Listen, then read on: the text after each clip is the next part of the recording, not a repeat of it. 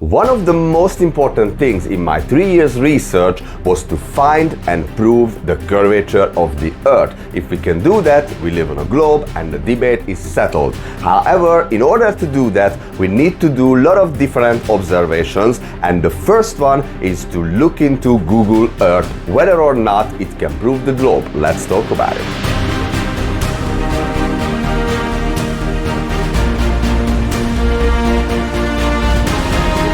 Let's be honest, Google Earth is a really awesome tool to look around anywhere in the world and check out places where you might never travel in your life. However, the flat side pointed out that there are a couple of problems with Google Earth. For example, even though you can see the curvature of the Earth, that's just some animation, and when you try to measure areas like the Arctic or the Antarctic, the North or the South Pole, there are weird things happening. So we're gonna look into all of this. We're gonna do some experiments and some measurements on Google Earth to find out whether or not we can get closer to settling this debate if we have a curvature or not.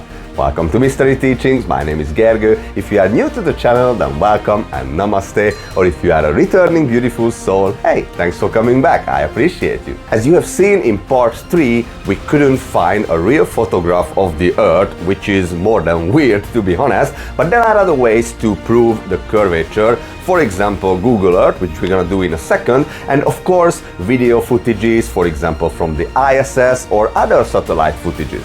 So in the next few episodes, we're gonna check all the different possibilities to prove the curve of the globe. And as I said, we need to start with Google Earth because there are some interesting or even weird things that you need to see and I must show you. The first thing I want to show you is this aerial footage, and when I say aerial footage and not satellite footage, I say it because if we zoom out, this whole image and footage becomes a cartoon. If you look at it now, this is already a cartoon, especially if you look at the sea. That's not a real sea and not real water. This is a cartoon. So this is aerial footage made by Google drones like this or Google airplanes like this. And when you zoom out what I just said, the whole thing turns into a cartoon. I got this cool app on my phone too. I like how you can zoom in and do like a 3D and look at the city and everything. But my issue is that when you zoom out and you go into outer space, this Earth that we live on turns into a cartoon.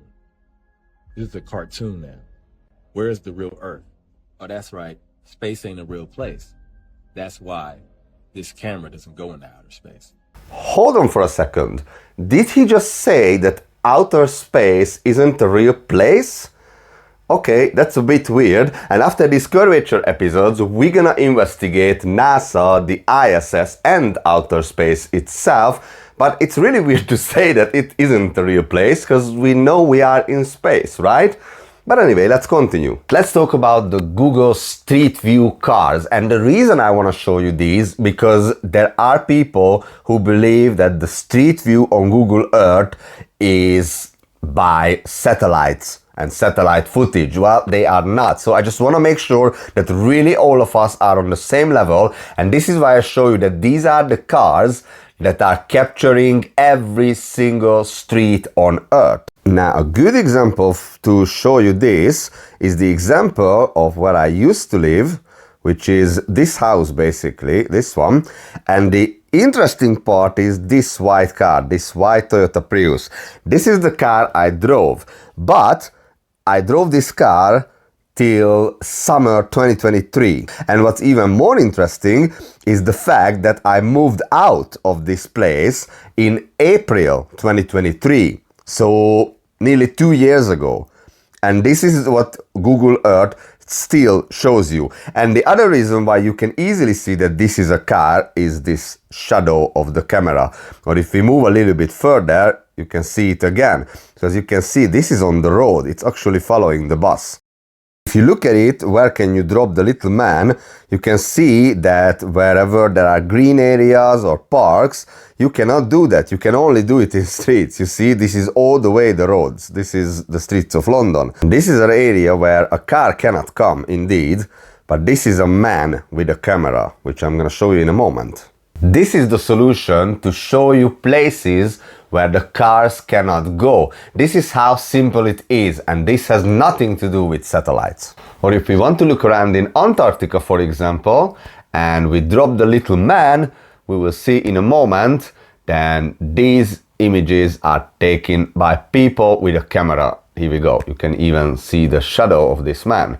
So it's simple as that. This is not satellite footage, and I know it's probably obvious for most of you, but as I said, I want everybody be on the same level. And sometimes there are even more interesting things on Google Earth, because I was just curious. I wanted to check out the South Pole, and this is where it took me, to an office. Okay, thanks Google Earth, really nice. Okay, now why was this important to talk about in the first place? Whether these images, footages are made by drones or airplanes or car or people? Well, the point is that one thing you cannot do on Google Earth is to zoom in upside down. For example, zoom into Australia and then see a satellite footage, something like this, like upside down. So this is what you cannot do, and this is what they will never do. There's never an ISS footage or any NASA footage from any telescope or anything at all whatsoever where you would see anything on Earth upside down. And you know, that would easily prove the curvature of the Earth, but we don't have any. Isn't that strange? Okay, now let's move on and let's talk about those measurements I just mentioned at the beginning of the video. So here, as you can see, we are measuring the borders of Texas in the United States. This is not my video, I just found this, and it's really good. And as you can see, you can perfectly see what you measured. You can even see the distance and you know how long anything is. And when you want to do the same thing on Antarctica, as you can see, it's quite precise. The guy goes around really perfectly. You can see how many meters we are measuring, but when we finish it, this is what happens. And then another weird thing is, if you just want to measure half of the globe, this is interesting already why it moved like that, but if you go around, this is the result. And I didn't want to believe that this is what's happening, so I said, okay, I need to try it out. So this is my own recording. I just start somewhere and I slowly go around the globe. And as you can see, I'm at 18, 23, 25,000 kilometers, and I'm just carry on, getting back to the other half. So it should show me half of the globe. But when I close the shape, this is what happens. Now, why is that? So I don't want to believe this. I just want to try it one more time. So again, I just go around, I speed this up a little bit for you, and I go around the globe, making it half. And when I close the shape again, what is this? Why is this happening? Now, the other weird thing, what I also just mentioned before, what's happening at the North Pole. So I just want to go around. Obviously, North Pole there's no land there, so it's just in the water. And when I measure it and I close the shape, what? Why is this? Why do I have a crescent? You know, so this is really strange. And now I try it again, start measuring a different area. You can see the kilometers there. And I close the shape again. What is going on here, people? Okay, let's see a different example. I just go up a little bit and I'm gonna measure these small islands here where you can see some snow on them. So let's just do it. Go that way and then close the shape. There you go. Measured perfectly, and it shows me what I measured. But why is it different when I want to do that in Antarctica or at the North Pole? What's the difference there? I'm trying an even bigger one. There you go. Oh, well, that's a bit weird, but it's kind of okay. And I go back to the North Pole again. And I measure a bigger part again. Let's see what happens this time. Should be alright. No. This is weird.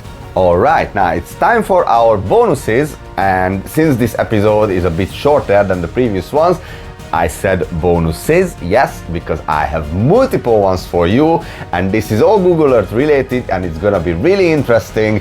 But let's start with this one. So if we go to this area, this is again someone else's footage, and we find this little bit here, we're gonna find Mars on Google Earth.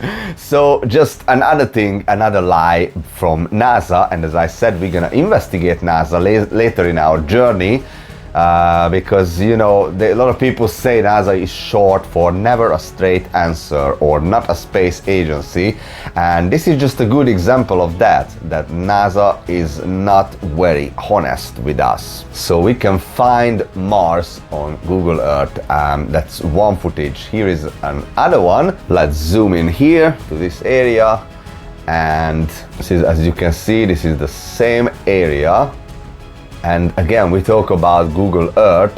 So again, we drop the little man here and we look around and we're gonna find pretty much the same thing, Mars 1. Okay, this is the car we just checked in the previous video. This is the one. So apparently this is how NASA is traveling to Mars.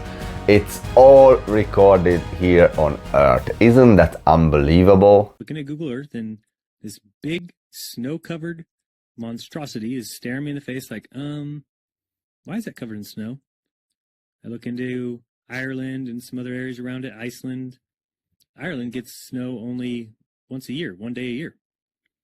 So I keep digging a little bit deeper, and I finally get underneath this cloud cover here, and a few images pop up. And I said, oh, images, what are they? Well, this is what you got, which I'm sure that looks familiar to you, right? Looks just like the pictures they give us of Mars. So I'm just kind of creeping around here and definitely noticing the same kind of undulation changes and same kind of rock, same kind of dirt. Only thing that's missing is that nice little red tint that they pay somebody $150,000 a year to put on there. But those mountains, those rocks, definitely exactly like we see on Mars. So this one here said roving the Arctic. So what is that? Doesn't make any sense. We'll pop in here. See if we can find anything. Again, same kind of mountains. That looks like the same kind of water I've seen before that I thought was water on Mars. Who knows? So I'll keep kind of going through here and see if it... What the...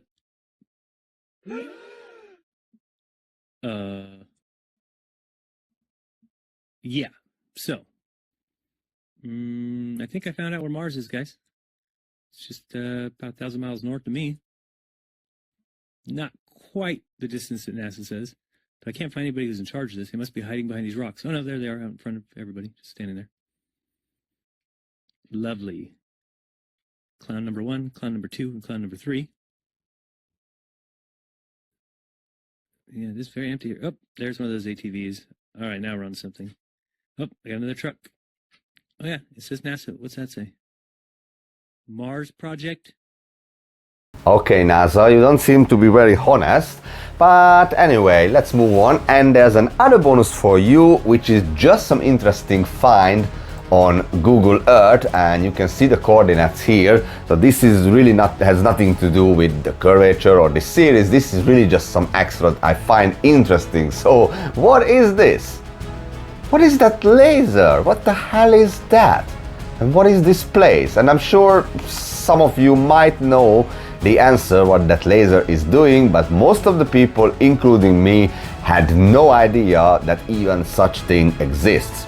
And then I've got the third bonus for you, which is again something that's just really, really weird. This one is actually really scary in my opinion.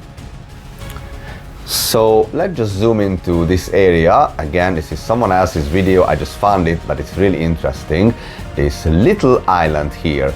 And when you drop the little man, which we're gonna do in a second, that's when everything will be very weird. So you see these people here in this boat. That's not the interesting part. If we turn around, and this is gonna be a bit shocking, or at least it was for me. Let's just look at the sea.